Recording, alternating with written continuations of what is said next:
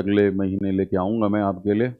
Good morning संतन, hero, Vijender, पूजा, very good morning. तो आपके यहाँ भी आई थिंक स्कूल्स तो बंद हो रखे होंगे। पूरे देश में बहुत ठंड है और दिल्ली में तो मतलब कल कहीं पे कुछ न्यूज़ थी कि शायद 100 साल में पहली बार इतनी ज़्यादा ठंड पड़ रही है इस टाइम पे। चलिए, मैं फिर हाजिर हो गया हूँ आपके सामने। तो आज के बाद फिर मेरी मुलाकात जो है आपसे वो 2 तारीख को होगी, ठीक है। आइए क्लासेस शुरू करते हैं। बिल्कुल अच्छा हूँ विजेंदर में, लोकेश, रागिनी, नित्या, रूपेश, बिल्कुल निर्भय निर्भुल, सभी का सिलेक्शन होगा। आइए, वॉब चैप्टर हम पढ़ रहे थे और उसको आगे कंटिन्यू करते हैं। सो वॉब में हमने लास्ट क्लास में कंफ्यूजिंग वर्ब पेयर जो है वो देख लिया था। कंफ्यूजिंग वर्ब पेयर हमने डिस्कस भी कर लिया था और मेन वर्ब के अंदर कुछ और छोटी छोटी सी बातें हैं, जरा उनकी चर्चा कर लेते हैं। देखो, जब हम वर्ब के क्लासिफिकेशन की बात करते हैं ना, तो एक और पैरामीटर पे क्लासिफिकेशन होती है। हो सकता है कई जगह आपको पढ़ने को मिल जाए तो आप कहें नहीं सर ने तो बताया ही नहीं। तो खैर ये ज्ञान की बातें हैं, इनसे ऐसा नहीं कोई डायरेक्ट पेपर में कुछ क्वेश्चन आता है। देखो, वर्ब की क्लासिफिकेशन रेगुलर और इररेगुलर वर्ब की भी है। एक क्लासिफिकेशन ये भी है वर्ब की, रेगुलर और इररेगुलर। रेगुलर वर्ब आप उन्हें बोलते हैं जिन वर्ब के सेकेंड एंड थर्ड फॉर्म आप ईडी लगा के बनाते हो। फॉर एग्जाम्पल, अब जैसे हमने एग्जाम्पल लिया प्ले का, तो प्ले का सेकेंड फॉर्म क्या है? प्लेड, और थर्ड फॉर्म भी प्लेड है। या वॉक लिया आपने, तो भी ये क्या हो गया? Walked and walked. तो ये जो ईडी लगा करके सेकेंड एंड थर्ड फॉर्म बन जाते हैं ना, ये रेगुलर के एग्जाम्पल होते हैं। ये भी एक मेन वर्ब की क्लासिफिकेशन है, मेन वर्ब की क्लासिफिकेशन है, ठीक है। और इररेगुलर के अंदर हमारे पास 3 तरह के पैटर्न आते हैं। रेगुलर में तो सिर्फ एक पैटर्न है, when ever the second and third form is made by adding ed with the first form of the verb, then that is called regular verb. And as far as irregular verb is concerned, we have 3 different formats. And what are those formats? पहला तो तीनों ही verb form same हो आपके, right? अगर तीनों ही verb form same हो, जैसे हमारे पास वर्ड है put put put, cut cut cut, right? या पिछली क्लास में आपने देखा बिड का एग्जाम्पल, कि जब बिड का मतलब था नीलामी करना या बोली लगाना, बिडिंग प्रोसेस, तो उस समय तीनों ही फॉर्म क्या थे? सेम थे। तो एक तो हो गया तीनों फॉर्म सेम हो इरेगुलर का। दूसरा तरीका क्या हो गया इरेगुलर में? जब तीनों ही फॉर्म अलग अलग हों। For example, write, wrote and written, ये भी इरेगुलर के अंदर आता है। तीनों फॉर्म बिल्कुल अलग अलग, गो, वेंट, गॉन, तो तीनों सेम, तीनों अलग अलग। और तीसरा फॉर्मेट इरेगुलर में कौन सा है? जिसमें बाद के दोनों जो हैं वो सेम हैं, लेकिन वो ईडी लगा के नहीं बन रहे। क्या मैंने कहा? बाद के जो दो हैं वो सेम है, यानी सेकेंड एंड थर्ड फॉर्म बिल्कुल सेम है। जैसे बाई है आपके पास, यहां पे आया bought and bought, buy, bought, bought, या ब्रिंग, ब्रॉट, ब्रॉट। तो सेकेंड एंड थर्ड फॉर्म बिल्कुल सेम, लेकिन ईडी लगा के नहीं बन रहे। तो ये भी एक सामान्य ज्ञान की बात है, आपको पता होना चाहिए अगर कहीं पे कुछ सुनने को आ जाए, पढ़ने को आ जाए, क्योंकि वर्ब की इतने तरह के क्लासिफिकेशन है कि समझ में नहीं आता क्या हमारे लिए जरूरी है क्या नहीं जरूरी है। तो जो जरूरी है उनकी चर्चा तो हम कर रहे हैं, ये थोड़ी सी गैर जरूरी बात ज्ञान की बात है, इसको नोट कर लीजिए, ठीक है। मेन वर्ब के 2 classification, regular, irregular. Regular verb हम उन्हें कहते हैं जिनके second and third form ED लगा के बनते हैं। इरेगुलर के अंदर 3 पैटर्न आ गए। पहला वाला pattern, all 3 forms are same. दूसरा pattern, all the 3 forms are different. और तीसरा pattern, latter 2 are same but are not made by adding ED. तो ये 3 पैटर्न है, इनको नोट कर लीजिए, फिर हम आगे बढ़ते हैं। गुड मॉर्निंग सभी को, पूजा, अरुण, राज। और आई थिंक अब आपकी समस्या दूर हो चुकी है। हाँ, जितनी भी प्रॉब्लम थी हमारी स्पीडोमीटर की वो सब कल अपडेट हो गया। आप बहुत दिनों से परेशान थे।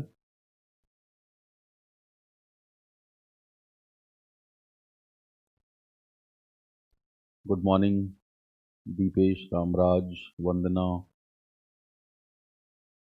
चलिए आगे बढ़ते हैं। नोट कर लिया होगा आपने, छोटी सी बात थी।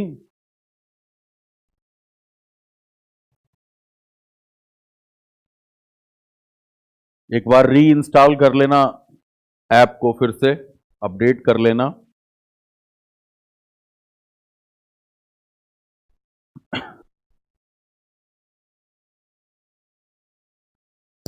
आ जाइए।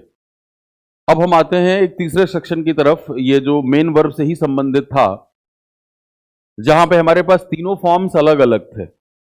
और सॉरी, तीन फॉर्म मतलब थे ही, एडजेक्टिव के लिए अलग शब्द था।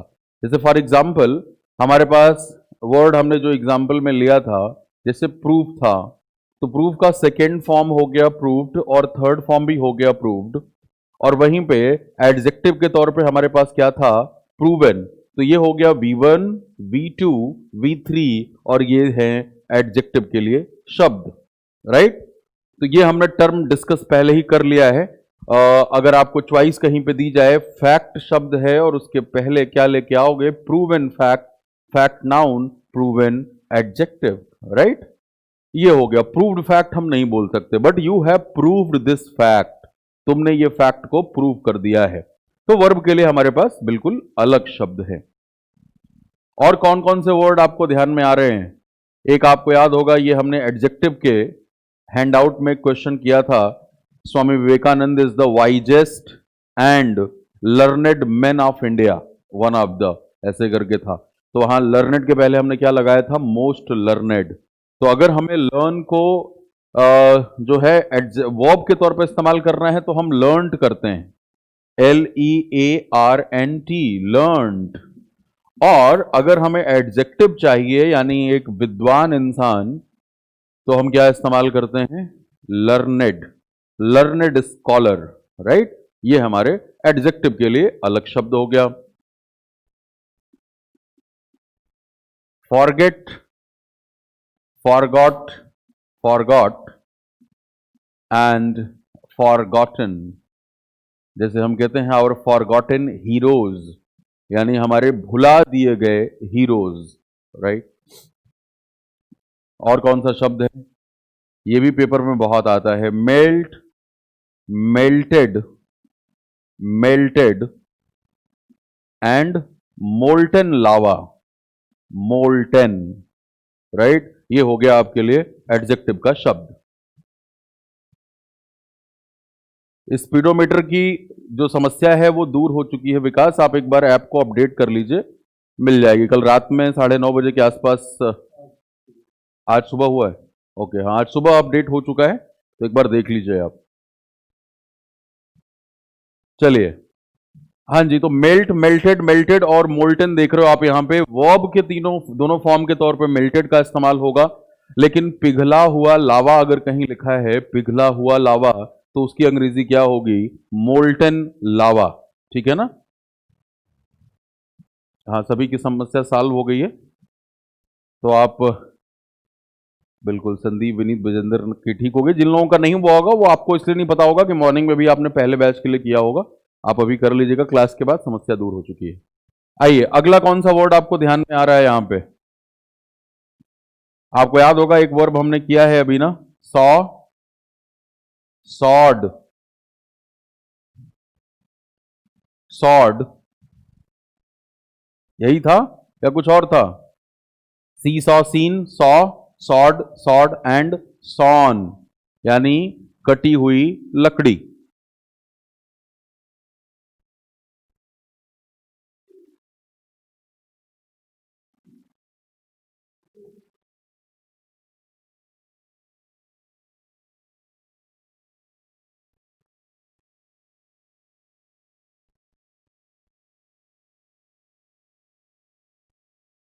हाँ जी, और ऐसे वर्ब बताएं आप प्लीज।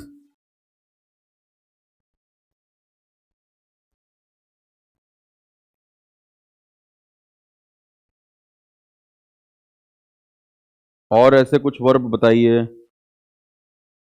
मैंने पैटर्न आपको बता दिया है।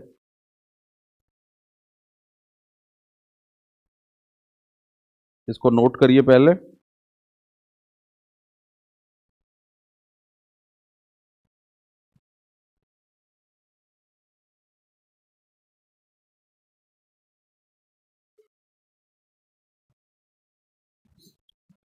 चलो, आप नोट करने में बिजी हो गए, आओ लिखते चलो। Load, loaded, loaded and laden.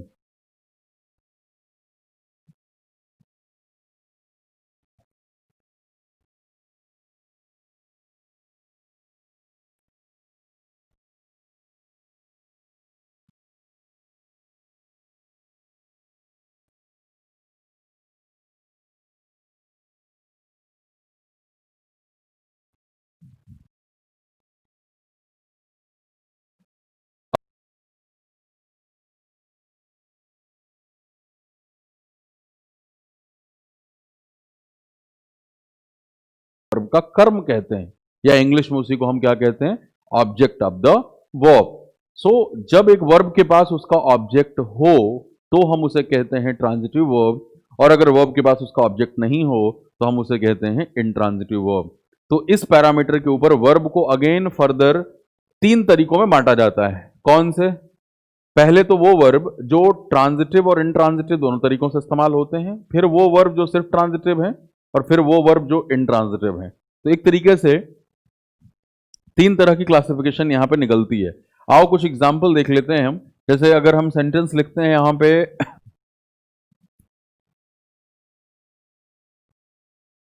आपने सकर्मक लिखा है, यहां पे सिंपली हमने लिखा कि भाई ही rights a blog, he rights a blog, और यहां पे हमने लिखा ही राइट्स।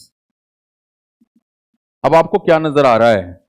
दोनों के दोनों ही सेंटेंसेस के अंदर मैंने एक ही वर्ब का इस्तेमाल किया है, और वो वर्ब कौन सा है? वो वर्ब है आपके पास राइट। लेकिन अगर आपने पहले सेंटेंस में जब आप देखा इसको, तो यहां पे क्या नजर आ रहा है? यहां पे नजर आ रहा है कि राइट्स इधर वर्ब है और अ ब्लॉग इस वर्ब का ऑब्जेक्ट है, object of verb, right? This is subject, वहां पे ऑब्जेक्ट है। लेकिन यहां पे आपने देखा तो ये ही सब्जेक्ट आ गया, राइट्स वर्ब आ गया, लेकिन यहां पे इस वर्ब का कोई भी ऑब्जेक्ट नहीं है। अगर कोई पूछे व्हाट डज ही राइट, वह क्या लिखता है, तो इस सवाल का कोई भी जवाब आपके पास नहीं है। और देखो, सेंटेंस, किसी भी सेंटेंस को बनाने की मिनिमम आवश्यकता क्या है? मिनिमम आवश्यकता बस यही होती है, सब्जेक्ट प्लस वर्ब। अगर सब्जेक्ट और वर्ब आ गया तो वो सेंटेंस बन जाएगा। और ही राइट्स को लिखने में भी कोई दिक्कत नहीं है, इसका हिंदी अनुवाद यही हुआ, वह लिखता है। बहुत सारे लोग कहते हैं ही राइट्स। अब व्हाट डज ही राइट? वो पेपर में कोई कॉलम लिखता है, वो कोई डेली ब्लॉग लिखता है, बिजनेस ब्लॉग लिखता है, फैशन ब्लॉग लिखता है, क्या लिखता है? कोई ज्यादा क्लैरिटी नहीं है। लेकिन यहां पे हमने इस्तेमाल कर लिया कि वो क्या लिखता है। ऐसे ही मान लो अगर हमने सिंपली लिखा यहां पे कि he reads Hindustan times, HT, और इधर कर दिया हमने ही रीड्स, बस वह पढ़ता है। तो ये क्या दिख गया? यहां पे अगेन रीड्स जो है वो इंट्रांजिटिव वर्ब है, because we do not have any object of the verb read. There is no information of what does he read. There is no information of that. So that becomes what? Intransitive. But if you ask over here in this sentence, what does he read? Then the answer you get is Hindustan Times. So this verb has its object. Then this is called transitive verb. This is the basic definition. ये फर्क है transitive और intransitive में, right? अब यहां पे तो आपको बात समझ में आ गई। हमने दोनों वर्ब जो चूज किए हैं वो किस कैटेगरी के, वो हमें समझ में आ गए कि ट्रांजिटिव इंट्रांजिटिव दोनों के हैं। यानी चाहे राइट है या रीड है, और ऐसे बहुत सारे और भी वर्ब हैं जो कि दोनों तरीके का रोल निभाते हैं। लेकिन हमारे पास कुछ ऐसे वर्ब हैं जो सिर्फ ट्रांजिटिव हैं और जो सिर्फ इंट्रांजिटिव हैं। तो हमें उनको पहचानना हमारे लिए एक टास्क होता है कि हम कैसे ये आइडेंटिफाई करें। फिर दूसरी बात आती है कि इस कॉन्सेप्ट के ऊपर पेपर में किस तरीके से क्वेश्चन पूछे जाते हैं। तो अब हम उस पड़ाव की तरफ बढ़ रहे हैं। अभी तो हमने ट्रांजिटिव एंड ट्रांजिटिव क्या है, इसका ये नाम क्यों पड़ा, हिंदी में जो इसे सकर्मक और अ हो गया नहीं, स हो गया साथ, कर्म हो गया ऑब्जेक्ट, ये सब आपने समझा। चलिए अब मैं आपको एक टास्क देता हूं जो कि अभी हमने पीछे कंफ्यूजिंग वर्ब में देखा था। ये वर्ब हमारे पास आए थे राइज और रेज, और हमें मोटे तौर पे ये बात समझ में आई थी कि राइज आए या रेज आए, दोनों का मतलब बढ़ना या चढ़ना ही हो रहा होता है। कोई चीज ऊपर जा रही है, राइज कर रही है, रेज हो रही है उसमें, तो अब सवाल ये पैदा होता है कि अगर मैं आपसे ये पूछूं कि इन दोनों वर्ब में, राइज और रेज में, कौन सा ट्रांजिटिव है, कौन सा इंट्रांजिटिव है? So the question what you have is, out of rise and raise, which one is transitive verb and which one is intransitive verb? And it's not like कि आप ये कहोगे नहीं सर ये ट्रांजिटिव इंट्रांजिटिव दोनों है। तो इसमें एक ट्रांजिटिव एक इंट्रांजिटिव है, और वो अब आपको बताना है कि कौन सा ट्रांजिटिव है कौन सा इंट्रांजिटिव है। और इसके लिए सबसे अच्छा तरीका क्या है, दोनों का इस्तेमाल करके सेंटेंस बना लो अपने आप। जिसमें आपको ऑब्जेक्ट नजर आ रहा होगा वो ट्रांजिटिव हो जाएगा, जिसमें ऑब्जेक्ट नहीं नजर आ रहा होगा वो क्या होगा, intransitive. So now tell me, rise और रेज में से कौन सा ट्रांजिटिव है कौन सा इंट्रांजिटिव है?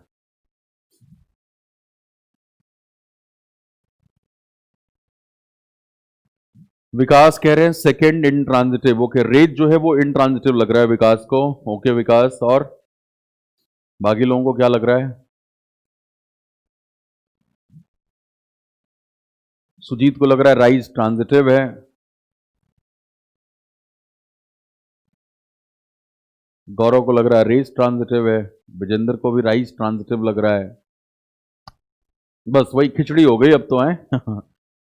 राजीव को भी राइज ट्रांजिटिव, पीयूष को राइज ट्रांजिटिव, राम को रेज ट्रांजिटिव, राधिका को राइज ट्रांजिटिव। इस तरीके से उसे क्या कहते हैं, एडवर्ब। तो यहां पे ये जो इन द ईस्ट है ना, this is not the object, this is the adverb of place you can say, या डायरेक्शन यू कैन से, ये एडवर्ब है। और इतनी चर्चा हमने की है, तो हमने क्या करा ना, वो बचपन वाला एसबीओ रटे रहते हैं, जबकि ये मैं पहली क्लास से आपको छोड़ने के लिए कह रहा हूं। ये बात बिल्कुल सही है, यहां पे बिल्कुल सही है। देखो, he reads Hindustan times, he subject reads verb, और क्या पढ़ता है हिंदुस्तान टाइम्स। इन जनरल सही है, लेकिन इसका ये मतलब नहीं कि हमेशा ही वर्ब के बाद आने वाला। वर्ब के बाद क्या क्या आ सकता है, आपको पता है वर्ब के बाद क्या क्या आ सकता है?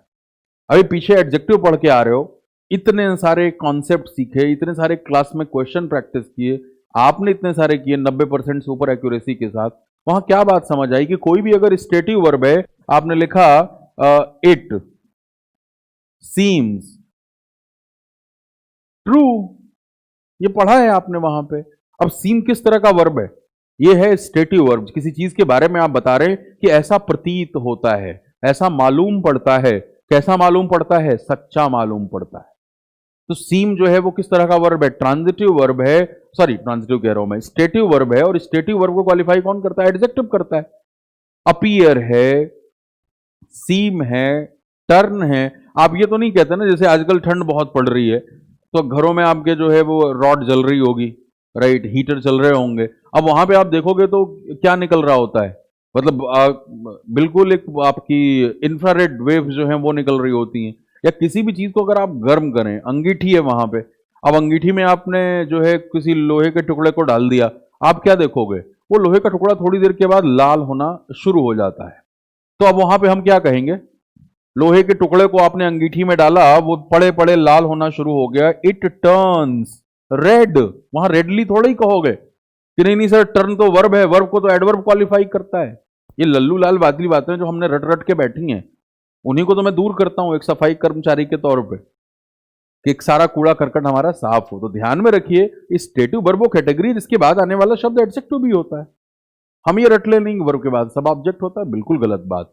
और वहीं पे जब आपने कहा ऐसा, कैसा कहा आपने? कहा he played well, he played well. अब इसका हिंदी अनुवाद क्या हुआ? उसने अच्छा खेला। अब आप एसबीओ रटे रहोगे तो फंस जाओगे ना। ये सब्जेक्ट है, ये वर्ब है, वेल क्या है यहाँ पे? खेलने का तरीका, एडवर्ब ऑफ मैनर हो गया। उसने कैसा खेला? उसने अच्छा खेला। वहीं पे आपने अगर कह दिया he is an student, he is a student, अब देखो आप, ही इज अ स्टूडेंट आपने बोला, अब यहां पे क्या नजर आ रहा है? यहां नजर आ रहा है ही सब्जेक्ट है, इज डेफिनेटली वर्ब है, कोई दिक्कत नहीं है इसमें, लेकिन मेन वर्ब नहीं है, आपको पता है। और यहां पे अब ये जो स्टूडेंट आया हुआ है, ये अभी आपको पता है कि ये नाउन है। नाउन के पहले तो क्या आता है? आर्टिकली, आर्टिकल नाउन के पहले ही आता है। ये ना तो एडजेक्टिव है ना तो एडवर्ब है। तो क्या हम ये कह दें कि सर वर्ब के बाद आया हुआ ये ऑब्जेक्ट है? अरे नहीं, इसे ही कहा जाता है सब्जेक्ट कॉम्प्लीमेंट। ये सब्जेक्ट कॉम्प्लीमेंट है, ये नाउन यहां पे सब्जेक्ट कॉम्प्लीमेंट का काम कर रहा है। जबकि हिंदुस्तान टाइम्स एक नाम ही है, ये भी नाउन है एक अखबार का, लेकिन ये क्या है? ये ऑब्जेक्ट का काम कर रहा है। चीजों को रटे ना हम, ये सब्जेक्ट की इंफॉर्मेशन को कंप्लीट कर रहा है। कोई अगर पूछे कि कौन है वह, ही कौन है वह, तो इसका इंफॉर्मेशन क्या है, ही इज अ स्टूडेंट। तो ये कॉम्प्लीमेंट है, पूरक है, ये ही की इंफॉर्मेशन को कंप्लीट कर रहा है। तो चलिए, ये सारी चर्चाएं मैंने इसलिए की कि जो 50% लोग हमारे भाई बंधु यहाँ पे गलत आंसर कर रहे थे वो आगे से ना करें ऐसा, ये कंफ्यूजन में ना रहें आप कि वर्ब के बाद आने वाला हर शब्द वर्ब का ऑब्जेक्ट होता है। आइए अब थोड़ा सा राइज और रेज के ऊपर फिर से फोकस करते हैं।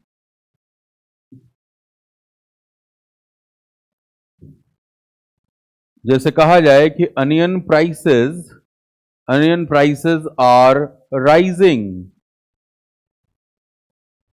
ठीक है ना, अनियन प्राइसेस आर राइजिंग, या गवर्नमेंट हैज रेज्ड द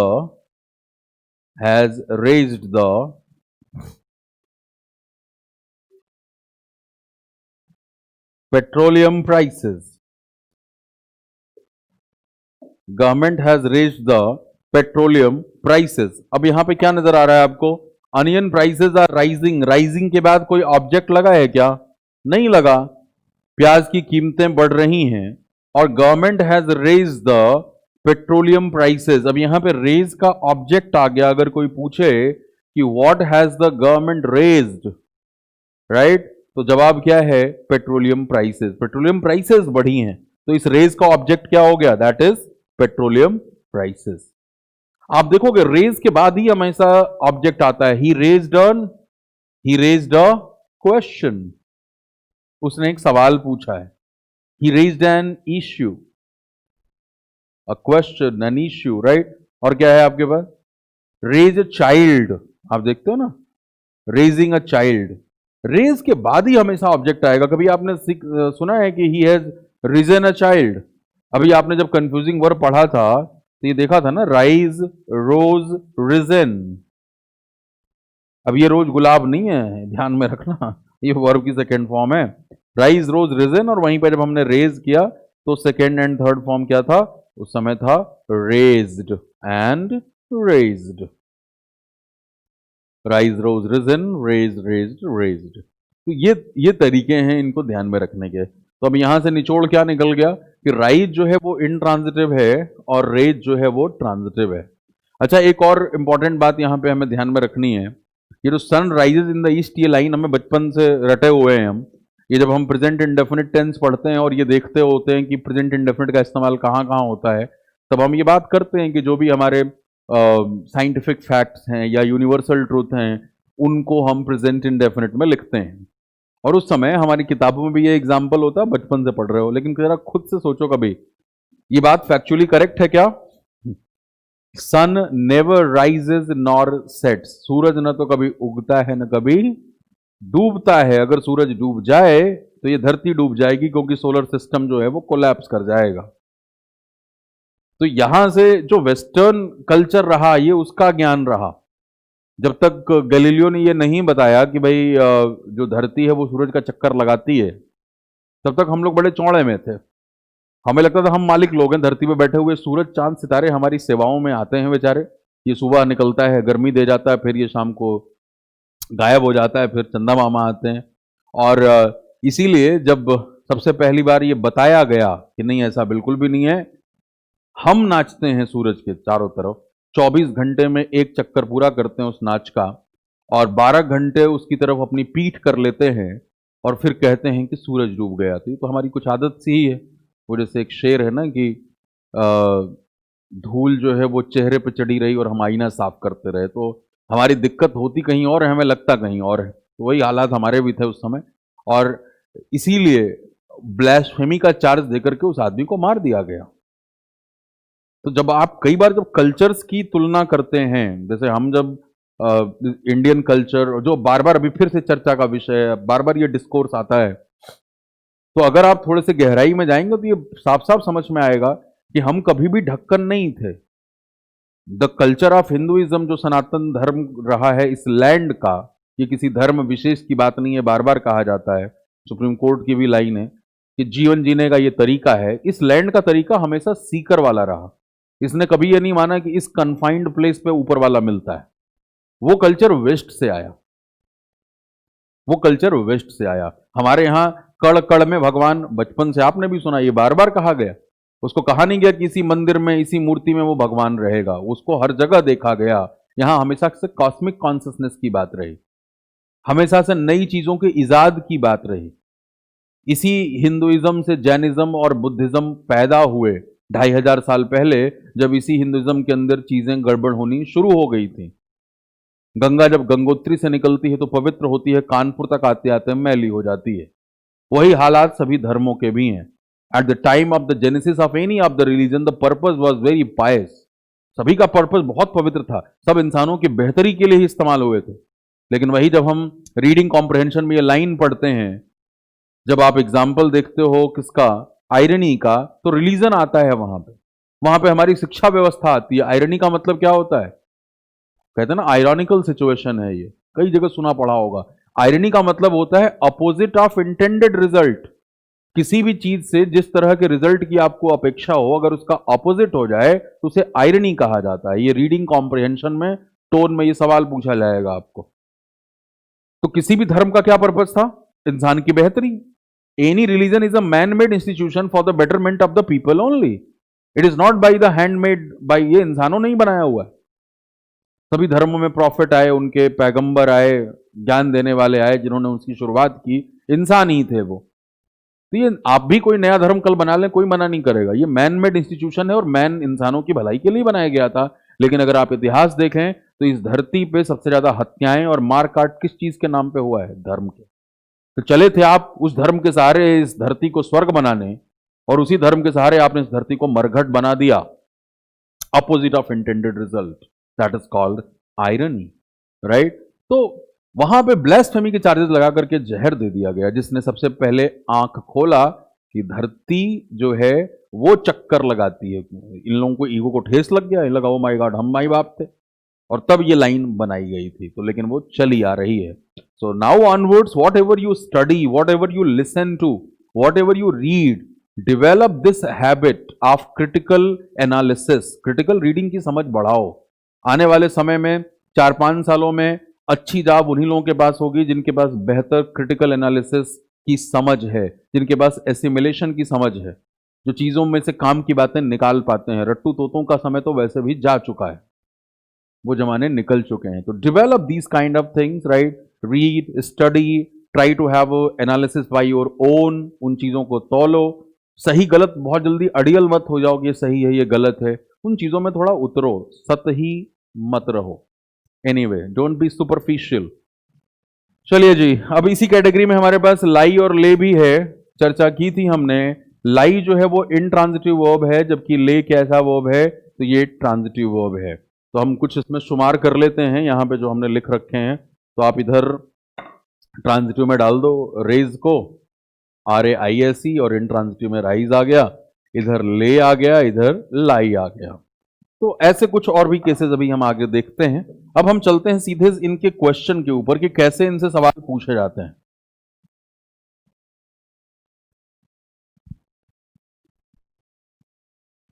इनकी एग्जॉस्टिव लिस्ट आपको Facebook page English expo with Satyendra Tiwari Facebook page group में मिल जाएगा। मैं आज से दोबारा फिर शेयर भी कर दूंगा आपको। अभी आपने देखा होगा टेलीग्राम में भी कल भी होमोनीम्स डिस्कस किए थे मैंने, यानी एक ही वर्ड एक ही स्पेलिंग बट अलग अलग मीनिंग्स। आइए कुछ सेंटेंसेस लिखते हैं ट्रांजिटिव एंड ट्रांजिटिव के लिए, उसी हेडिंग के अंदर आप लिख रहे हो अभी। पहला sentence, she described about her journey in a vivid manner। दूसरा,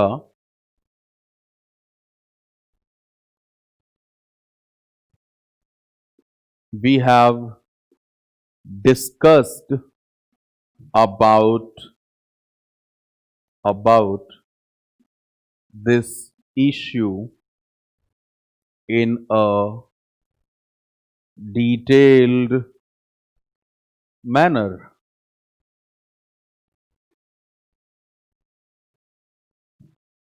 third one,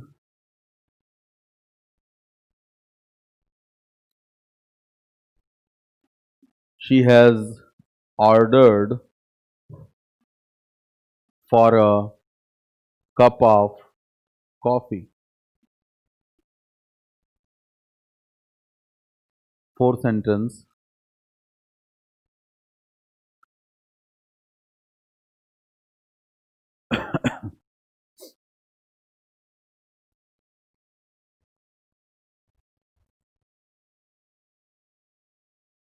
minister emphasized on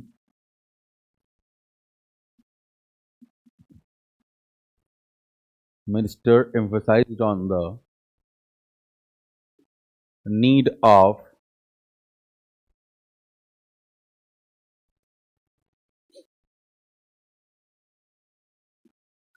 digital economy.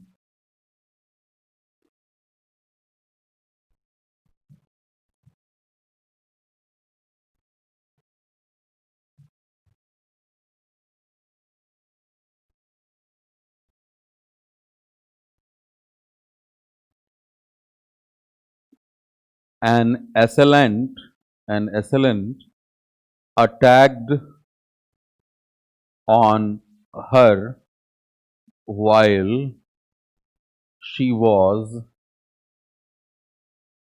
returning from her office.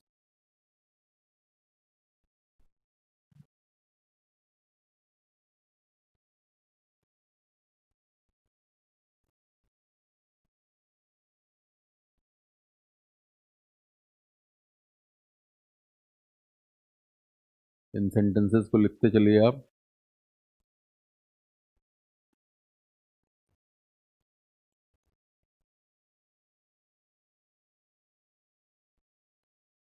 A team of investigators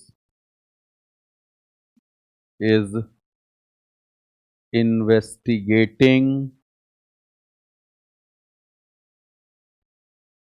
into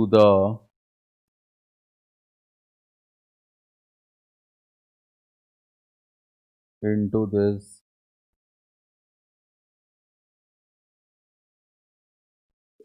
murder case.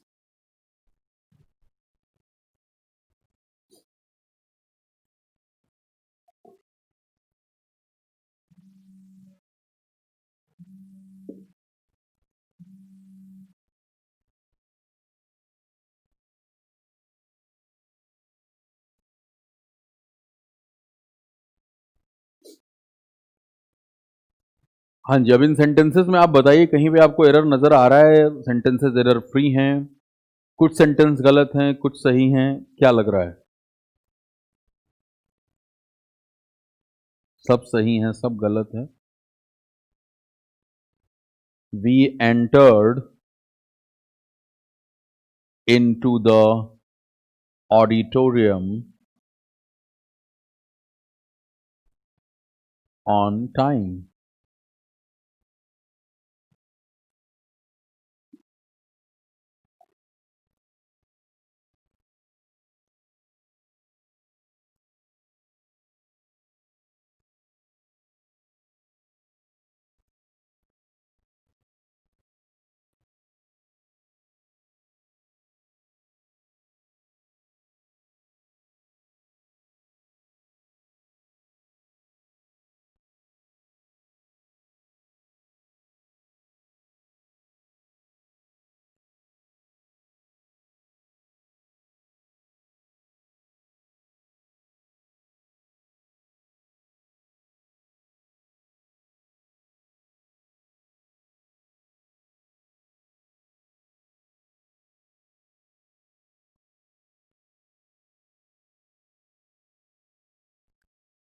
अब वीडियो स्मूथ चल रहा है? बड़ी मेहनत लगी है विक्रम इन चीज़ों को करने में। चलिए फटाफट अपनी राय दे दीजिए। कुछ लोग नंबर बता रहे हैं, सेकंड, फोर्थ और फिफ्थ गलत है, बाकी सही है।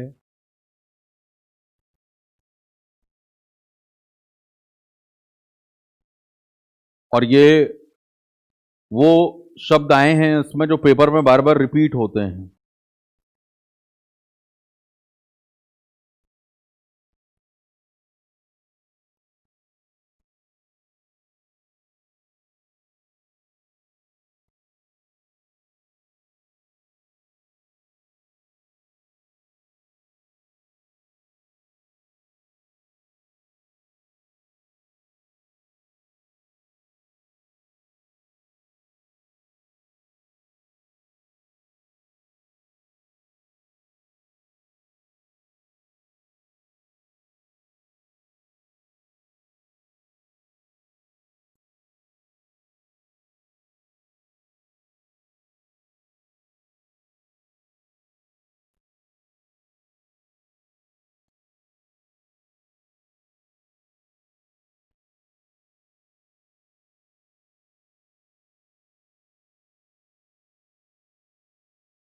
हिमांशु कह रहे हैं 137 गलत है, संदीप को लग रहा है सब गलत है। चलो ठीक है,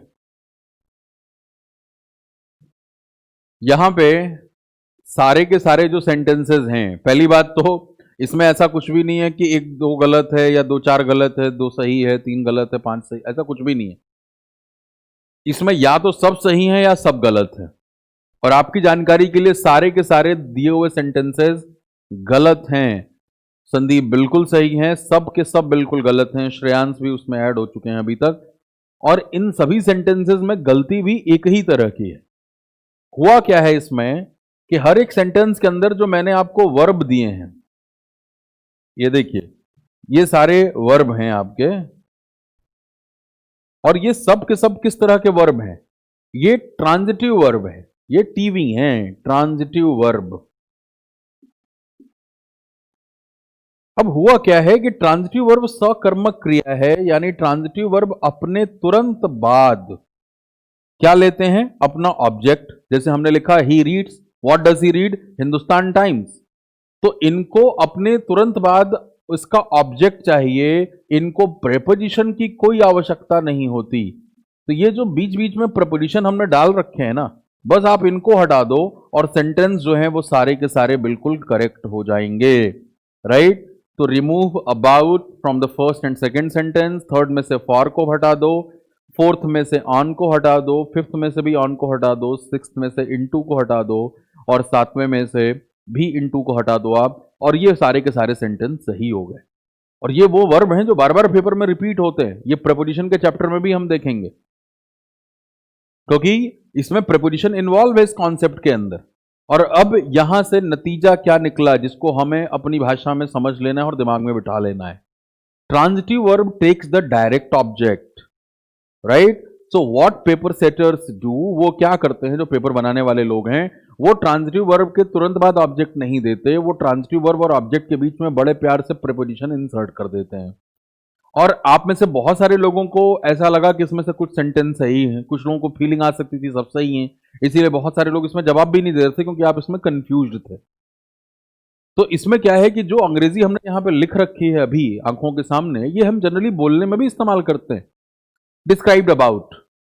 तो हमें पहली नजर में ये गलत लगता ही नहीं है, दिक्कत हमारे साथ ये है। तो अगर आपको पता होगा तभी गलतियां निकाल पाओगे, अदरवाइज आपको ये सारे के सारे सेंटेंसेस बिल्कुल मस्त लगते हैं, आपको लगता है यार इसमें तो कोई भी दिक्कत नहीं है, और इसी बात का पेपर सेटर फायदा उठाते हैं। तो आगे से आपको इन बातों का ध्यान रखना है कि ये सारे के सारे वर्ब ट्रांजिटिव वर्ब हैं, they take the direct object and there is no need of putting preposition before the object. But if you take any intransitive verb, ये सब तो ट्रांजिटिव है, ट्रांजिटिव वर्ब डायरेक्ट ऑब्जेक्ट लेता है, preposition की आवश्यकता नहीं होती, पेपर सेटर क्या करेंगे, प्रेपोजिशन लगा के देंगे, क्योंकि उनको एरर डालना है। और दूसरा तरीका क्या है कि intransitive verb in general object तो लेगा नहीं, वो अकर्मक क्रिया है, इन ट्रांजिटिव वर्ब अपने साथ ऑब्जेक्ट लेगा नहीं। लेकिन अगर आपको इन ट्रांजिटिव के साथ ऑब्जेक्ट देना है तो आपको उस ऑब्जेक्ट से पहले प्रेपोजिशन लगाना पड़ता है। ठीक है? अभी पीछे हमने आई थिंक टेल और से इसके एग्जाम्पल लिए थे जब हम शायद डिफरेंसेस की बात कर रहे थे, और देखो बड़ी छोटी सी बात है ये, ही टोल्ड मी और ही सेड टू मी, देखा आपने? वैसे टेल और से की कहानी थोड़ी सी और अलग है, बट एक मोटे मोटे तौर पे कि से कभी डायरेक्ट ऑब्जेक्ट नहीं लेता। आप ही सेड मी नहीं बोलते, आप सीधा कहते हैं ही सेड दैट, क्योंकि जो कहा गया है, जो इंफॉर्मेशन शेयर की जा रही दो लोगों में, वो ज्यादा इंपॉर्टेंट है। He said that he will be, he would not be present tomorrow, या ऐसा कुछ भी। तो ही सेड दैट, जो कहा वो इंपॉर्टेंट है, किसको कहा ये इंपॉर्टेंट नहीं है। तो यहां पे आप क्या देख रहे हो कि सेड के बाद अगर हमें ऑब्जेक्ट लगाना है कि मुझे कहा, किसको कहा, ये बताना है, तो आपको वहां पे प्रीपोजिशन जो है वो लगाना पड़ेगा। लेकिन टेल जो है, ही टोल्ड टू मी अगर कह दिया जाए तो वो गलत होगा, ही टोल्ड मी होता है, तो वो डायरेक्ट ऑब्जेक्ट लेगा। तो बात क्या समझ में आई? Transitive verb takes the direct object, intransitive verb does not take direct object. ये तो पहली बात है जो हमें पता भी है। सकर्मक अपने तुरंत बाद कर्म ऑब्जेक्ट लेगी, अकर्मक नहीं लेगी। एरर कैसे डाला जाएगा, ये तो ज्ञान की बात है। एरर कैसे डाला जाएगा कि ट्रांजिटिव वर्ब के साथ वो प्रीपोजिशन इंसर्ट कर देंगे, जैसे मैंने यहां पे किया। सातों सेंटेंस के अंदर जो वर्ब इस्तेमाल किए गए वो सब के सब ट्रांजिटिव वर्ब थे। ट्रांजिटिव वर्ब डायरेक्ट ऑब्जेक्ट लेते हैं, उन्हें प्रीपोजिशन के सहयोग की कोई आवश्यकता नहीं होती। तो वो जहां आवश्यकता नहीं है वहां पेपर सेटर डाल देंगे, और जहां आवश्यकता है वहां नहीं डाला जाएगा। जैसे एक बड़ा ही पॉपुलर वर्ब जो कि हम बोलचाल में बहुत गड़बड़ करते हैं, और ये इस्तेमाल होता है इंटरव्यूज के दौरान। जब बच्चे से पूछा जाता है कि बेटा what's your hobby, what's your hobbies, तो हॉबीज के अंदर आप जो है वो अपनी सीबी में भी लिखवा लेते हैं और वही बोल भी देते हैं। लिसनिंग म्यूजिक, बेधड़क बोलते हैं हम listening music. Listening music wrong expression है, आपको बोलना है लिसनिंग टू म्यूजिक। कारण क्या है कि लिसन जो है वो एक इनट्रांजिटिव वर्ब है, तो इनट्रांजिटिव वर्ब के साथ आप ऑब्जेक्ट तो डायरेक्ट लगा नहीं सकते। म्यूजिक क्या है, आखिर लिसन का ऑब्जेक्ट ही तो है। So you are putting the direct object to an intransitive verb which is incorrect structure. आपको अगर बताना है कि आप क्या सुन रहे हैं तो आपको उस ऑब्जेक्ट से पहले टू लगाना पड़ेगा। इसीलिए अब आगे से कहीं से बोलना तो लिसन के बाद टू लगाना, listening to music. I am listening to his ideas, listening his ideas नहीं, लिसनिंग टू हिज आइडियाज। तो listen takes preposition before the object. Why? Because it is an intransitive verb and you cannot put the direct object to an intransitive verb. You have to take the help of a preposition before that. So this is the way they ask the questions. And the sentences I had written over here and the kind of verbs I have used, they are actually high frequency verbs जो कि आपको अलग अलग exams में पूछे जाते हैं। तो ये आपको प्रीपोजिशन के चैप्टर में भी नजर आएंगे और वर्ब में तो खैर हमें पढ़ना ही पढ़ना है। तो डिस्क्राइब के साथ कभी अबाउट का इस्तेमाल ना करो, क्योंकि डिस्क्राइब आप किसी चीज के बारे में ही करते हैं। So the word about is actually वो उसके अंदर इंक्लूडेड है, उसको कोई आवश्यकता नहीं है। डिस्कस आप किसी चीज के बारे में ही करते हैं, वो डिस्कस के अंदर वो सेंस निहित है, that is already included, so there is no need of putting about. आप ऑर्डर फॉर ही करते हो, ठीक है ना। सो आप सीधा जो ऑर्डर कर रहे हो वो बताओ। शी हैज ऑर्डर्ड, क्या ऑर्डर किया? A cup of coffee. A cup of coffee ये यहां पे नाउन फ्रेज है जो कि ऑर्डर का ऑब्जेक्ट है। उसने क्या ऑर्डर किया? एक cup of coffee, simply noun phrase, for की कोई जरूरत नहीं। मिनिस्टर एम्फेसाइज्ड ऑन, मंत्री ने जोर दिया, जोर किसी चीज पर ही दिया जाता है। एम्फेसाइज के अंदर ऑन का भाव छुपा हुआ है, कोई आवश्यकता नहीं लगाने की। जिस पे एम्फेसाइज किया वो बताओ। Emphasise the need of digital economy. The assailant जो हमलावर था, अटैक्ड हर, उसके ऊपर हमला किया। तो अटैक के साथ ऑन लगाने की कोई आवश्यकता नहीं है, that is understood. Attacked her while she was returning from her office, जब वो अपने ऑफिस से लौट रही थी। A team of investigators is investigating into this murder case. Investigating के साथ इनटू की कोई आवश्यकता नहीं, ठीक है ना। इन्वेस्टिगेटिंग के साथ इनटू की कोई आवश्यकता नहीं है। यहां पे फ्रेजल वर्ब अगर पूछ लिया जाता, अगर मान लो लुकिंग लिखा होता तो आप लगा लेते लुकिंग इनटू, क्योंकि लुकिंग इनटू का मतलब इन्वेस्टिगेट होता है। अगर मान लो ये कहा जाए कि team of investigators is looking into this murder case, तो into is absolutely correct because now it is being used as in phrasal verb. और लुक के साथ जब आप इनटू लगाते हैं तो उसका मतलब इन्वेस्टिगेट करना होता है, लेकिन इन्वेस्टिगेट के साथ इनटू का इस्तेमाल नहीं होगा, राइट। जैसे आप looking, if you are looking for something, looking के साथ फॉर लगा दिया तो आप उस चीज को सर्च कर रहे हो, आप उसे ढूंढ रहे हो, और looking for something, right. I am looking up to you, इसका मतलब मैं आपको बड़ी इज्जत की निगाह से देखता हूं, आपसे बहुत इंस्पिरेशन मुझे मिलती है। अगर मैं लुक डाउन अपॉन करूं आपको तो इसका मतलब मैं आपको बिलिटिल करता हूं, नीची निगाह से देखता हूं। सो ये अलग अलग आप प्रेपोजिशंस ऐड करते हैं और फ्रेजल वर्ब बनते ही ऐसे हैं। तो ये केसेस थे। और लास्ट में हमारे पास क्या है, we entered into the auditorium on time. Enter के साथ इनटू की कोई आवश्यकता नहीं है, एन लगा हुआ है पहले, ये खुद ही इनटू का सेंस देता है। लेकिन अगेन आप इस बात को रट के मत बैठ जाइए कि एंटर के साथ इनटू का इस्तेमाल कभी नहीं हो सकता। देखो इंग्लिश में नेवर से नेवर, कभी भी कभी नहीं कहना चाहिए।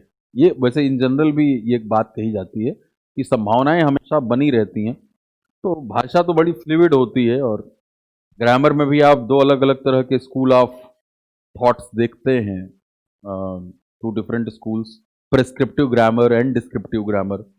तो एक बड़े स्ट्रिक्ट रूल फॉलोअर हैं प्रेस्क्रिप्टिव वाले, और डिस्क्रिप्टिव का मतलब जिस जहाँ चीज़ें थोड़ी सी फ्लूइड हैं, बदलती रहती हैं, बहुत स्ट्रिक्टनेस नहीं है। तो वैसे ही केस यहाँ पे भी है। अब आप जब लिटरली किसी जगह पे, किसी कमरे में कहीं पे अपने कदम रखते हो, तो उस केस में आप इनटू का इस्तेमाल नहीं करते। लेकिन suppose we are in a business deal and 11 महीने पूरे हो चुके हैं और अब हमें अपना कॉन्ट्रैक्ट जो है वो रीन्यू करना है, ठीक है, तो वहां पे हम एंटर का इस्तेमाल कर सकते हैं कि we have entered into a new deal today, we have entered into a new deal today, या न्यू अग्रीमेंट टुडे। तो वहां पे आप एंटर के साथ इनटू का इस्तेमाल कर लीजिए। लिटरली कदम रखने के लिए नहीं होगा। आप कई किसी और वर्ड का इस्तेमाल कर रहे हैं अंदर आने के लिए, तो आप बिल्कुल लगा लीजिए। जैसे कहा जाएगा ही केम इनटू द रूम, ठीक है, ही केम इनटू द रूम, वहां पे बिल्कुल सही है, इनटू में कोई प्रॉब्लम नहीं है। बट वहां पे आप एंटर्ड इनटू द रूम का इस्तेमाल गलत है। लेकिन एंटर के साथ ऐसा नहीं कि इनटू नहीं लगाया जाएगा, लगा सकते हैं। जैसे अभी मैंने एक एग्जांपल दिया कि आप आज से एक नए बंधन में बंध रहे हैं, ठीक है, एक नए अग्रीमेंट में बंध रहे हैं, कॉन्ट्रैक्ट साइन कर रहे हैं, तो वहां पे आप इनटू, एंटर के साथ इनटू जो है कॉलोकेशन के तौर पे लगा सकते हैं।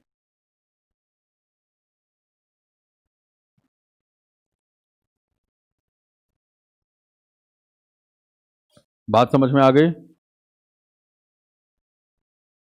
बिल्कुल अदिति, वही बात तो हमने की कि इन ट्रांजिटिव भी ऑब्जेक्ट लेते हैं, लेकिन जब वो ऑब्जेक्ट लेंगे तो क्या लगेगा उनके पहले, प्रेपोजिशन। लिसन वाला एग्जाम्पल लिख लो, हमेशा याद रहेगा। लिसन वाला एग्जाम्पल सभी लोग लिख लो, जो मैंने बताया है कि लिसन क्या है, इन ट्रांजिटिव वर्ब है। लेकिन अब आप बता तो रहे हैं कि आप क्या सुनते हैं, म्यूजिक आखिर लिसन का ऑब्जेक्ट ही तो है। कान क्या सुन रहा है, music, music is nothing but the object. तो यहां पे आपको क्या करना पड़ेगा, टू का इस्तेमाल करना पड़ेगा।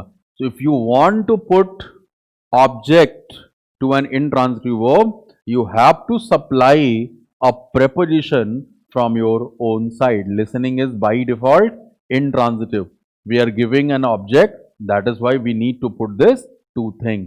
तो intransitive के साथ ऑब्जेक्ट लगाओ तो preposition लगा लो, लेकिन transitive के साथ हम प्रपोजिशन नहीं लगाते, और इसी आधार पे आपको पेपर में क्वेश्चन पूछे जाते हैं।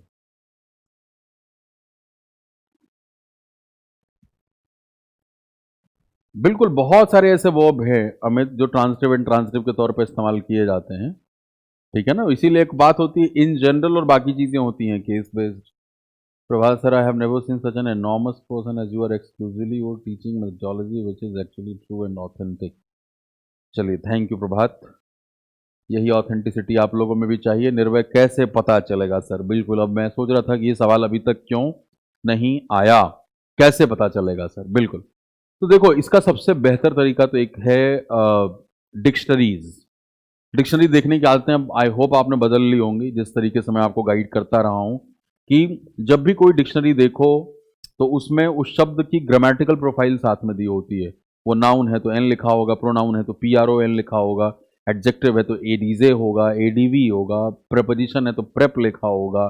ऐसे ही जब वर्ब होता है तो वी लिखा होता है, और अगर वो वर्ब ट्रांजिटिव और इंट्रांजिटिव दोनों हैं तो आपको दिखाई देगा INTR/TR दोनों लिखा होगा।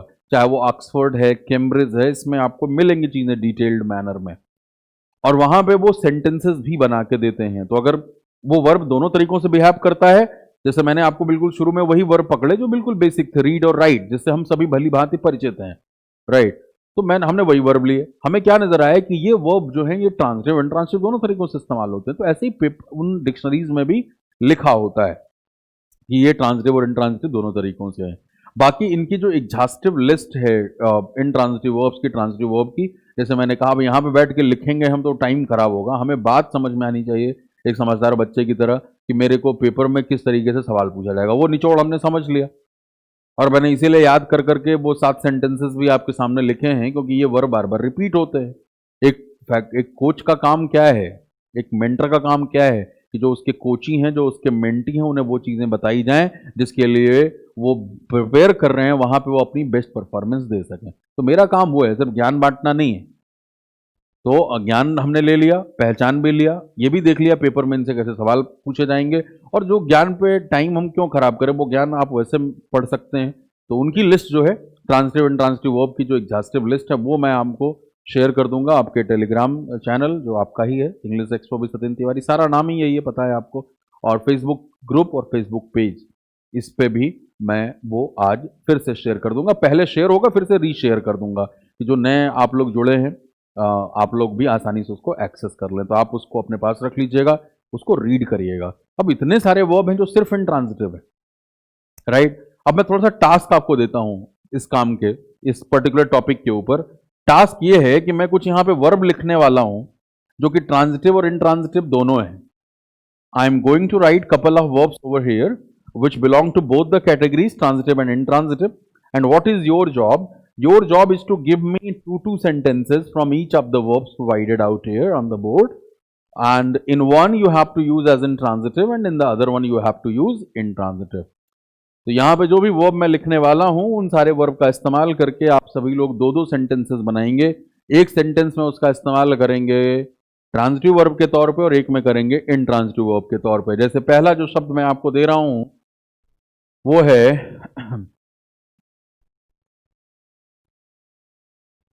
ओपन। दो सेंटेंस चाहिए, एक में ओपन का इस्तेमाल ट्रांजिटिव और एक में ओपन का इस्तेमाल इंट्रांजिटिव। ऐसा ही क्लोज, एक ट्रांजिटिव एक इंट्रांजिटिव, राइट। मूव, थोड़ी सी आपकी भी क्रिएटिविटी देखूं मैं, एक ट्रांजिटिव बता दो मेरे को, एक इंट्रांजिटिव बता दो। अब ये वो वर्ब हैं जो दोनों तरीकों से इस्तेमाल होते हैं।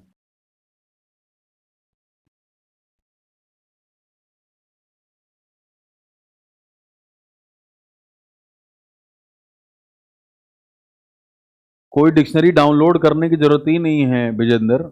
हर डिक्शनरी की वेबसाइट खोल करके बुक मार्क करके अपने फोन में रख लिया करो। कोई डिक्शनरी डाउनलोड करने की जरूरत नहीं है।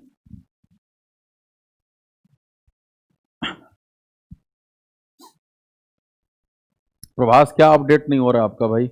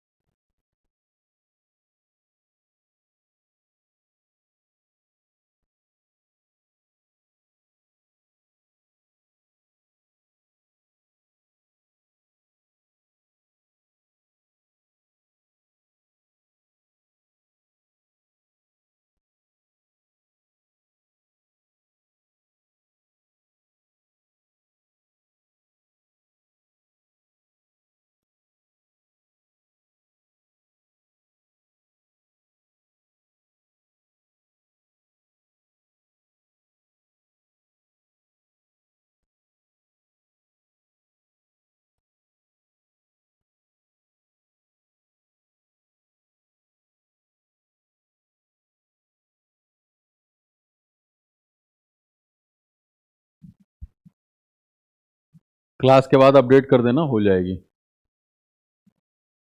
क्या बात है, यहां पे भी वही प्रॉब्लम जो उम्मीद थी, सभी लोग दरवाजे ही ओपन कर रहे हैं, ओपन द डोर है, open the door close the window.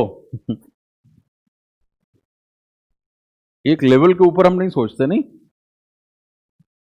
Please open the door, Om please open the cap of pen, he opens लिखा है श्रेयांश ने। This centre open at 10 o'clock। This centre open कैसे लिखोगे श्रेयांश आप? ओपन्स लिखना पड़ेगा ना, ओपन्स लिखना पड़ेगा। अब देखो अमित जो कह रहे हैं वो कह रहे हैं he is very open to me.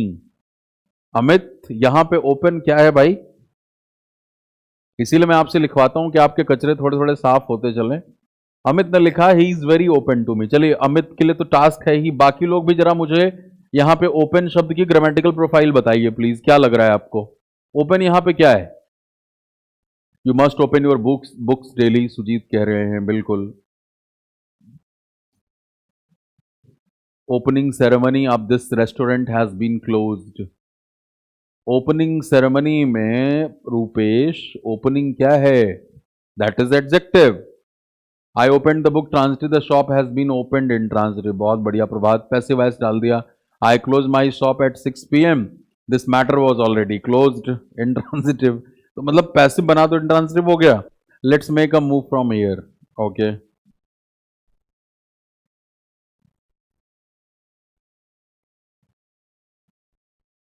Very good. Adjective, Pooja, Vishal, Aditi कह रही है वर्ब है। अदिति वर्ब नहीं है ये, यहां पे ये ओपन जो है ये एडजेक्टिव है और वेरी यहां पे एडवर्ब है और इज यहां पे स्केटिव वर्ब है। सीधी सी बात। तो आप उसके बारे में बता रहे हैं कि वो इंसान मुझसे बहुत खुला है, वो कोई चीज छुपाता नहीं है, तो आप उस इंसान का स्टेट बता रहे हो। वहां पे ओपन जो है वो एडजेक्टिव के तौर पे इस्तेमाल हो रहा है। ठीक है, चलो बहुत अच्छे। विजेंद्र, हिमांशु, राधिका, प्रभात, ये सभी के जवाब बिल्कुल सही हैं। तो गलतियां हम करें तो हम उन गलतियों से बिल्कुल सीखें, उसमें कोई दिक्कत नहीं है। ओपन द डोर, एक भाई साहब ने ओपन लिखा था किसके लिए? सेंटर के लिए, और उसके बाद ओपन लिखा था। भाई मेरे ओपन कैसे होगा? हैं? ओपन वर्ब की फर्स्ट फॉर्म है, आपने इस्तेमाल करा है this centre. This centre singular है, सिंगुलर के साथ वर्ब में क्या लगता है? SES। तो बिल्कुल, अब जैसे open the door, open the book, आपने इतना कुछ लिखा है, आपका इंपरेटिव सेंटेंस हो गया, क्या खोलना है? किताबें खोलनी है, बिल्कुल सही बात। लेकिन जो एक सेंटेंस अभी आया था कि this centre opens, this centre opens eight 10 o'clock। अब मैं अगर आपसे पूछूं कि यहां पे ये ओपन किस तरह का है, तो भाई इंट्रांजिटिव है। अभी आप लोग समझदार हैं, आपने वो sun rises in the east वाला सेंटेंस देखा है कि वहां पे इन द ईस्ट जो है वो ऑब्जेक्ट नहीं था।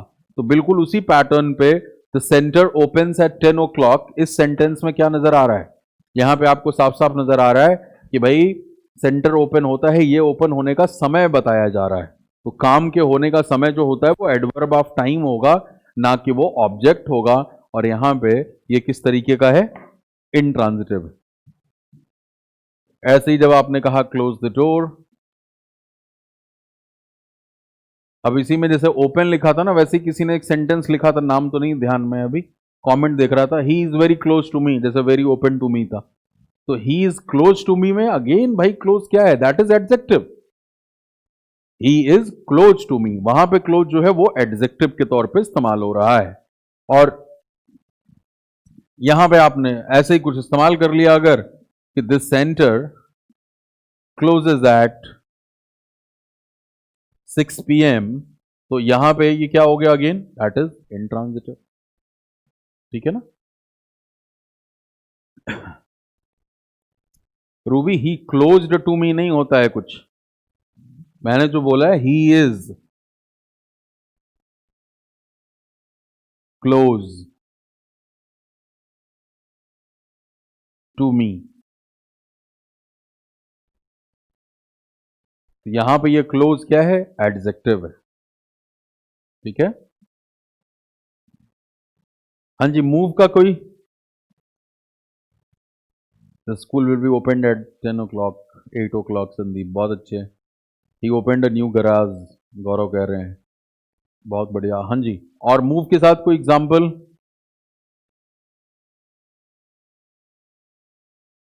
यू मूव बिहाइंड, शाहनवाज ने कहा है यू मूव बिहाइंड, तो वो किस में लिखे, ट्रांजिटिव या इंट्रांजिटिव? तो ये तो इंट्रांजिटिव ही लग रहा है। हाँ, यू मूव बिहाइंड, तुम पीछे मुड़ जाओ, बिहाइंड ऑब्जेक्ट तो है नहीं।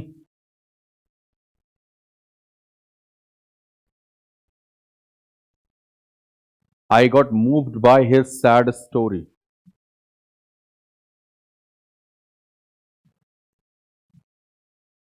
Will you please move a little bit, बहुत बढ़िया प्रभात। पीयूष ने बनाया I move there, move that place, बहुत अच्छे बहुत अच्छे।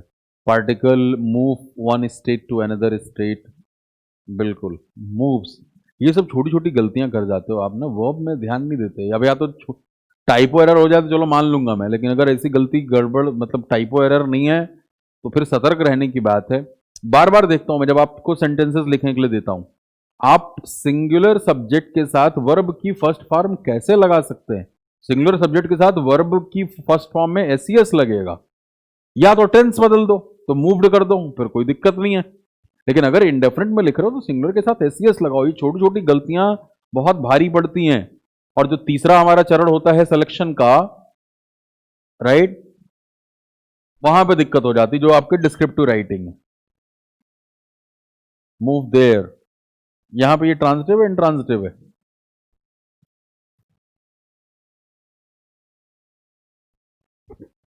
आप प्रेपोजिशन और आर्टिकल दोनों है विशाल, प्रेपोजिशन नहीं है, एडजेक्टिव कह सकते हो आप।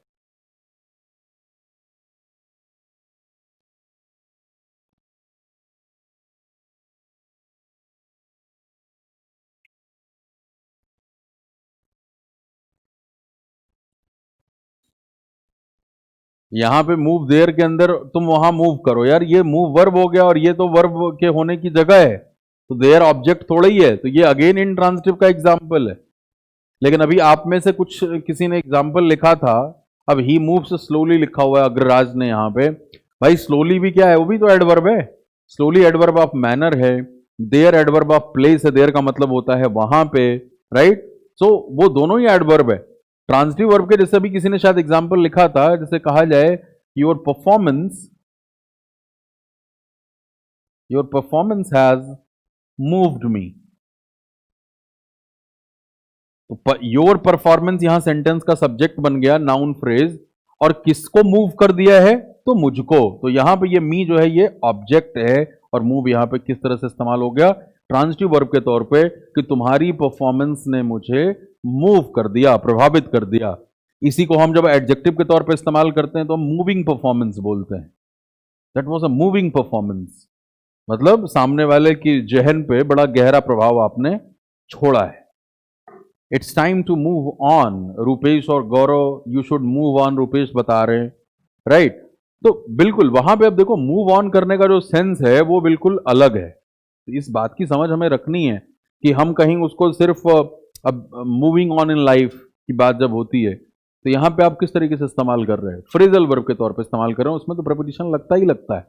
हम जब ट्रांजिटिव वर्ब के तौर पे बात कर रहे हैं तो हमें प्रपोजिशन चाहिए ही नहीं, हमें इनके तुरंत बाद इसका ऑब्जेक्ट चाहिए। ठीक है, बहुत अच्छे सिंपल सेंटेंसेस सोचा करो। प्रभात ने लिखा है यहाँ पे बहुत अच्छा, आई can move my both hands. तो भाई हाथ, ठंड बहुत है, मान लो एक हाथ तुमने कहीं पे जेब वेब में डाल के एकदम उसको गर्म करके रखा हुआ है, और एक इंसान है कि वो दोनों हाथ अपने मूव करा सकता है। So I can move my both hands, right.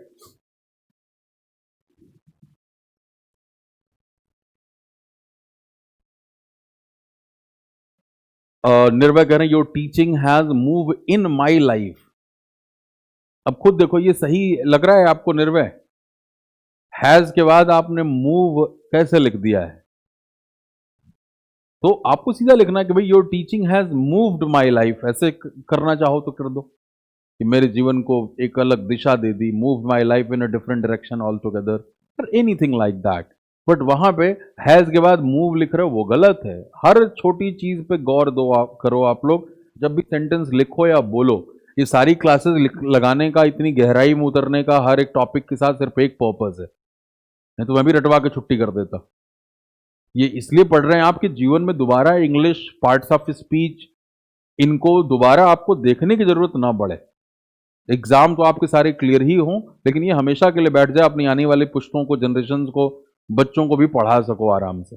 Right, मैं इसलिए पढ़ाता हूं आपको कि पेपर का मुद्दा बहुत आसान हो जाएगा। तो थोड़ा सा ध्यान आपको भी रखना है कि यार मैं सेंटेंस लिख रहा हूं, सर के सामने जाएगा, उनको बुरा लगेगा अगर हम छोटी छोटी ग्रामेटिकल मिस्टेक करेंगे। तो आप हैज के बाद मूव कैसे लिख रहे हो, यही तो एमटीएस चेक करता है, यही तो सीएचएसएल का एग्जाम चेक करता है कि आप ऐसी गलतियां करते हैं कि नहीं करते हैं।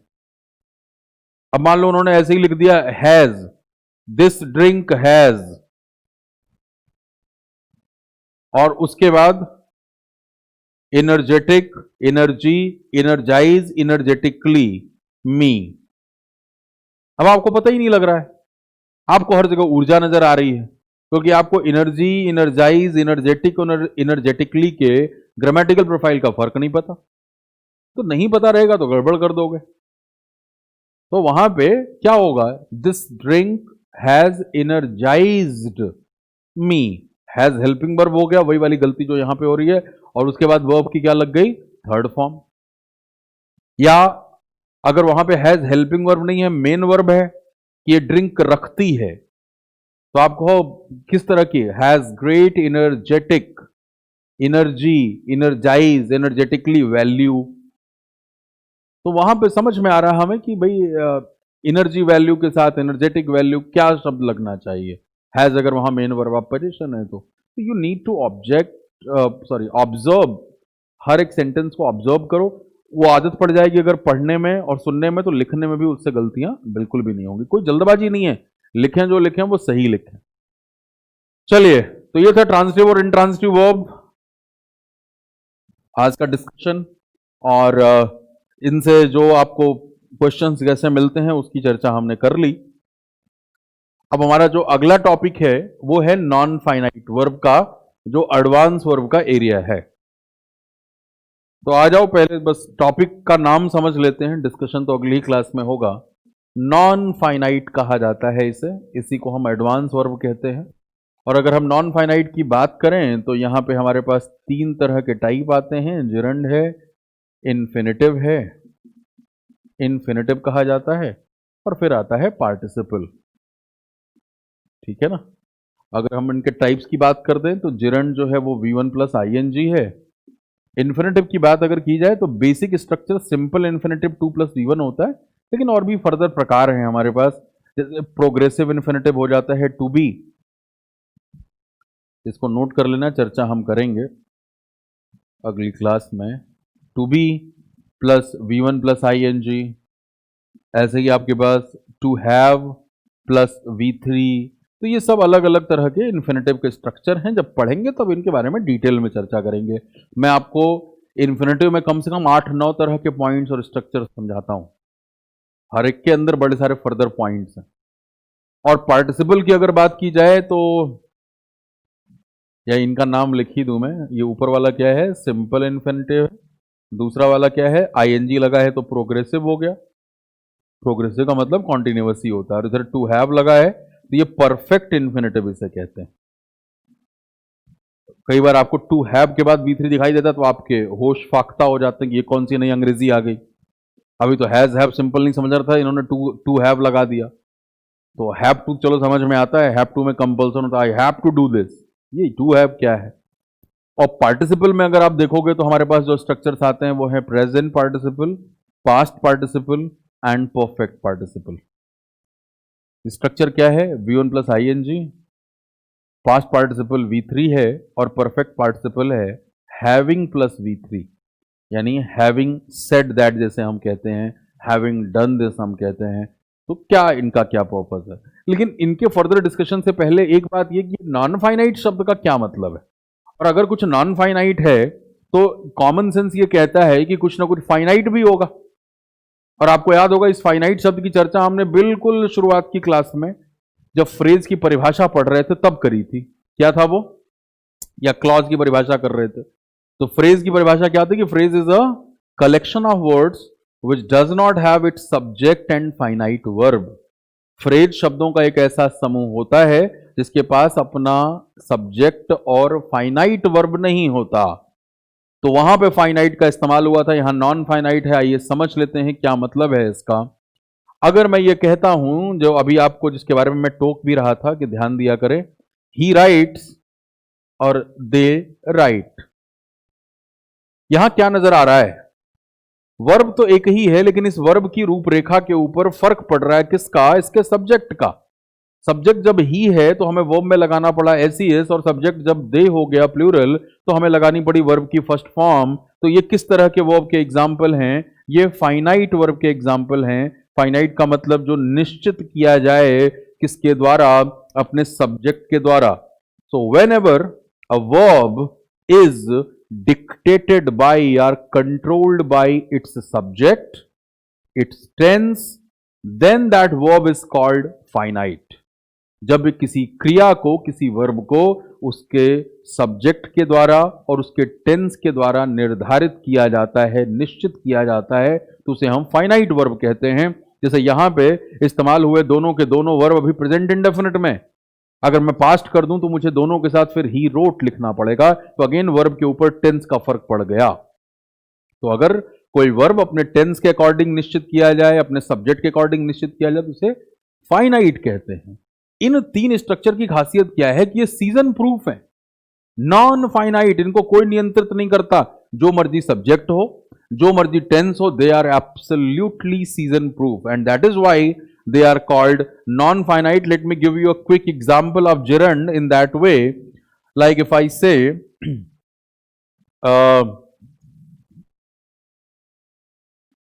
he avoids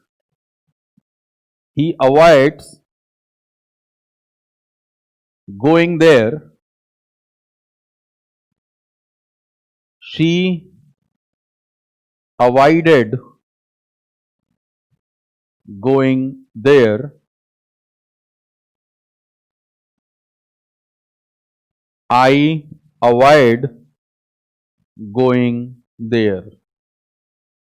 अगर एक बहुत ही मासूम से बच्चे से यह पूछा जाए कि बेटा इस सेंटेंस में कितने ऐसे शब्द हैं जो कि वर्ब की कैटेगरी से बिलोंग करते हैं, how many verbs out there in the first sentence which belong to the category of verb, you might answer, sir there are two words which belong to the category of verb. And what are those two words? They are namely avoids and going. तो बच्चा ये कह सकता है कि sir ये दोनों शब्द वर्ब की कैटेगरी से बिलोंग करते हैं, लेकिन आप समझदार लोग हैं, आप ऐसा नहीं कहोगे। आपको नजर आ रहा है कि भाई अवॉइड यहां पे मेन वर्ब है, गोइंग मेन वर्ब नहीं है, लेकिन वर्ब जैसा दिख तो रहा है। गो आखिर वर्ब का ही फॉर्म है जिसमें आईएनजी लगा है। अब आप ऑब्जर्व करोगे कि यार चलो ये तो सब्जेक्ट हो गया, राइट? इस गोइंग में आपको कोई चेंज नहीं दिख रहा है, और यहां पे आप लगातार चेंज देख रहे हैं। तो ये किस तरह का वर्ब हो गया? ये हो गया फाइनाइट वर्ब, क्योंकि ये निश्चित किया जा रहा है अपने सब्जेक्ट के द्वारा, अपने टेंस के द्वारा। आपने ही इस्तेमाल किया, प्रेजेंट इंडेफिनिट था, अवॉइड्स लगाया, आई के साथ एस लगता नहीं, आपने अवॉइड कर दिया, प्रेजेंट इंडेफिनिट, और यहां शी वाले सेंटेंस में आपने पास्ट कर दिया, अवॉइडेड कर दिया। तो फाइनाइट वर्ब तो लगातार निश्चित किया जा रहा था, उसकी रूपरेखा में परिवर्तन दिख रहा था आपको।